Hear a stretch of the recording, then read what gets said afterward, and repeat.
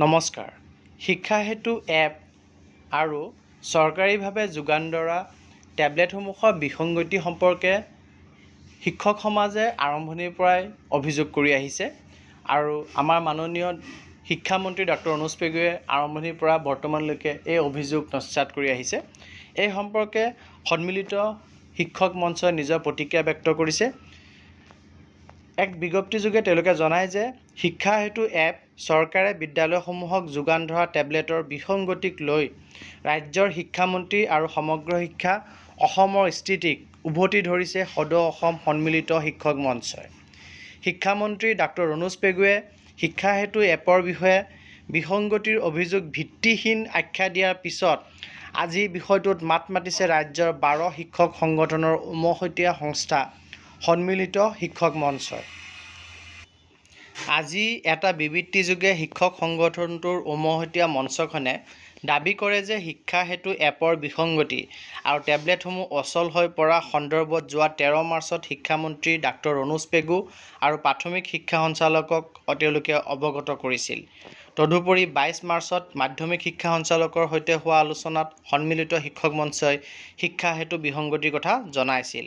কিন্তু শেহতীয়াকৈ সমগ্ৰ বিষয়টোক লৈ ৰাজ্যজুৰি তীব্ৰ প্ৰতিক্ৰিয়াৰ সৃষ্টি হোৱাৰ পিছত কালি টুইটযোগে শিক্ষামন্ত্ৰী ডাক্তৰ অনুজ পেগুৱে ঘোষণা কৰে যে শিক্ষা হেতু এপৰ বিসংগতিৰ অভিযোগ ভিত্তিহীন। শিক্ষা হেতু এপৰ কোনো সমস্যা নাই। এখোজ আগুৱাই গৈ তেওঁ কালিৰ দিনটোত শিক্ষা হেতু এপযোগে বিদ্যালয়সমূহে অনলাইন যোগে দাখিল কৰা শিক্ষক-শিক্ষাৰ্থীৰ উপস্থিতিৰ খতিয়ানৰ তথ্য দাঙি ধৰে। কালিৰ দিনটোত শিক্ষা হেতু এপ অনুসৰি 25,31,782 শিক্ষাৰ্থী উপস্থিত থকাৰ বিপৰীতে 19,90,250 শিক্ষাৰ্থী অনুপস্থিত থকাৰ তথ্য শিক্ষামন্ত্ৰীয়ে দাঙি ধৰিছিল।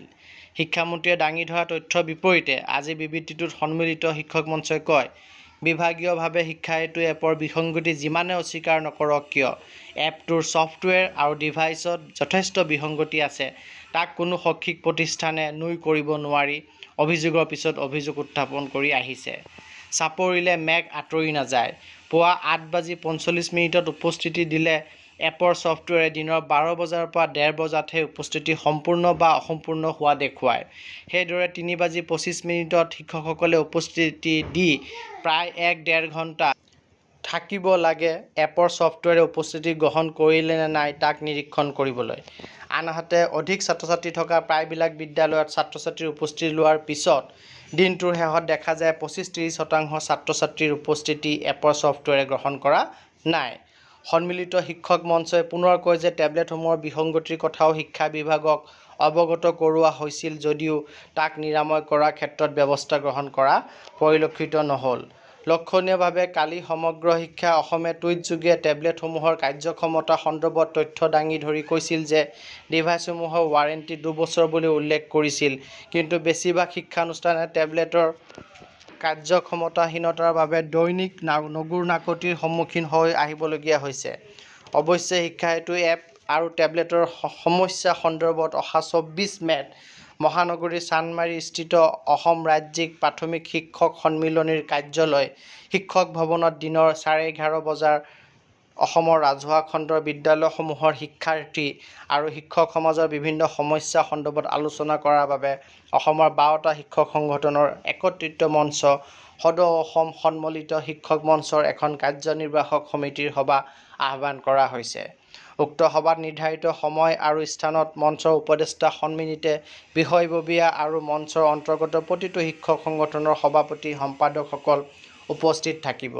সভাত সমগ্ৰ বিষয়টো কিদৰে আগুৱাই নিয়া হ'ব তাক লৈ বিশদভাৱে আলোচনা কৰা হ'ব বুলি সন্মিলিত শিক্ষক মঞ্চই বিবৃতিযোগে প্ৰকাশ কৰিছে।